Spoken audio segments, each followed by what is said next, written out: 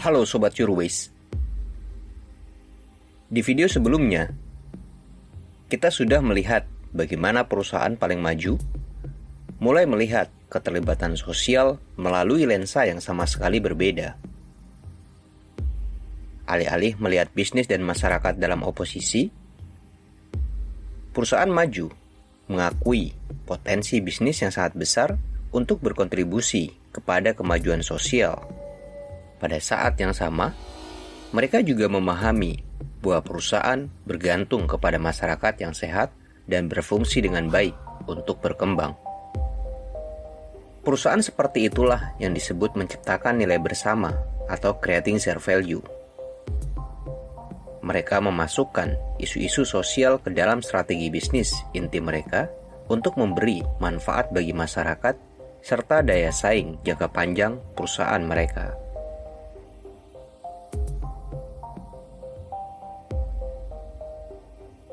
Di video kali ini, kita akan kembali melanjutkan dengan mengulas bagaimana cara perusahaan dapat menciptakan nilai bersama tersebut.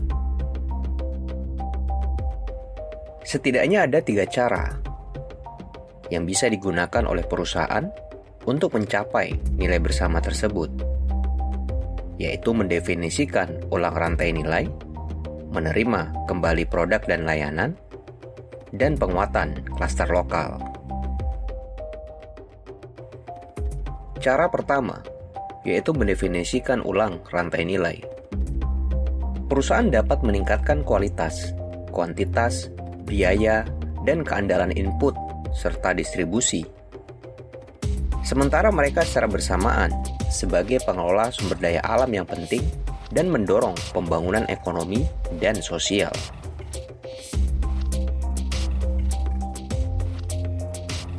Kita bisa belajar dari Nestle yang memberikan dukungan komprehensif kepada peternak sapi perah di daerah pedesaan.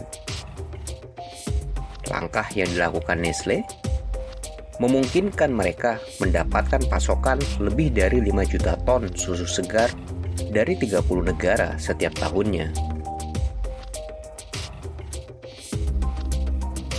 Selain itu, melalui program Project Sakti, Unilever menciptakan lapangan kerja bagi perempuan di pedesaan India melalui jaringan distribusi berbiaya rendah di desa-desa kecil untuk sabun, sampo, dan produk perawatan pribadi perusahaan.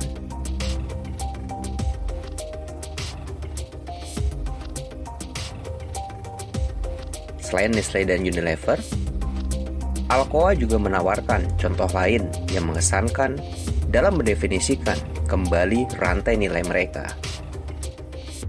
yaitu melalui upayanya untuk meningkatkan tingkat daur ulang kaleng aluminium di Amerika Utara.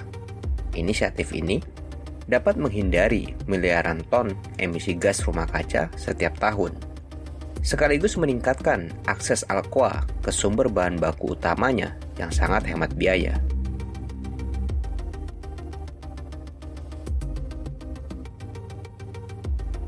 Cara kedua, yaitu menerima kembali produk dan layanan. Perusahaan dapat memenuhi kebutuhan sosial sambil melayani pasar yang ada dengan baik, mengakses pasar baru, atau menurunkan biaya melalui inovasi.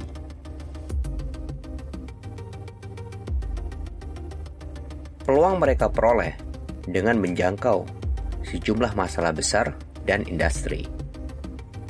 Pada perusahaan XP misalnya, mereka mengembangkan berbagai solusi teknologi untuk menekan masalah kesehatan dan pendidikan, seperti layanan cloud computing yang dapat mengubah biaya pendidikan atau pelabelan yang aman untuk memerangi obat palsu.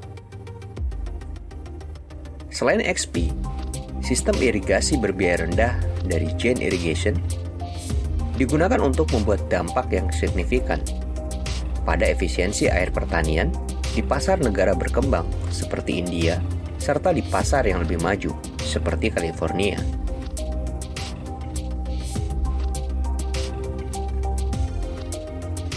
Demikian pula GE atau General Electric. Melalui program Healthy Imagination, mereka menginvestasikan $6 miliar untuk meningkatkan akses dan keterjangkauan layanan kesehatan. GA bertujuan untuk mengembangkan 100 produk baru yang memajukan tujuan perusahaan mereka.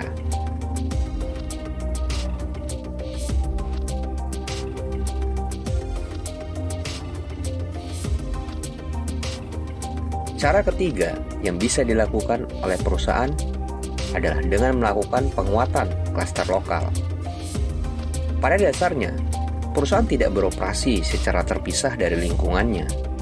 Untuk dapat bersaing dan berkembang, mereka membutuhkan pemasok lokal yang handal, infrastruktur jalan, telekomunikasi yang berfungsi, akses ke talenta dan sumber daya yang unggul, serta sistem hukum yang efektif dan dapat diprediksi.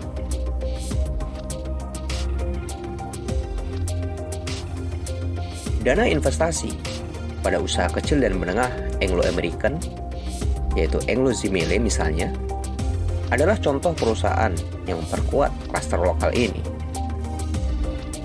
Di tahun 2008, dana tersebut telah menginvestasikan lebih dari $3 juta pada UMKM terkait pertambangan yang berlokasi di masyarakat sekitar operasi pertambangan Afrika Selatan.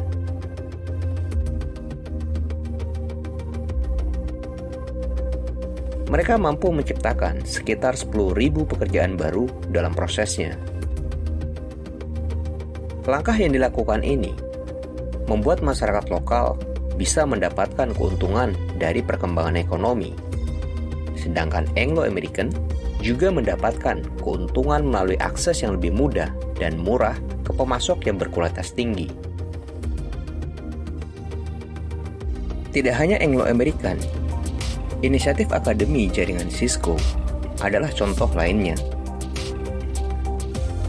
Selama 10 tahun terakhir, perusahaan telah mendirikan hampir 10.000 akademi pelatihan untuk para administrator dan pengembang jaringan, meningkatkan basis perekrutannya, dan memungkinkan pelanggan baru muncul di pasar dengan pertumbuhan tinggi.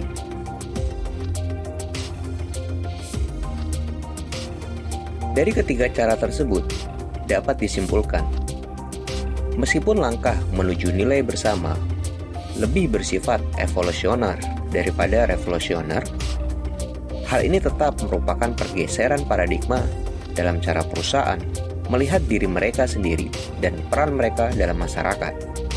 Seperti yang dikatakan oleh Profesor Michael L. Porter dari Harvard Business School, apa yang terjadi sekarang sebenarnya adalah redefinisi batas-batas kapitalisme. Menciptakan nilai bersama adalah tahap evolusi berikutnya dalam kecanggihan model kapitalis.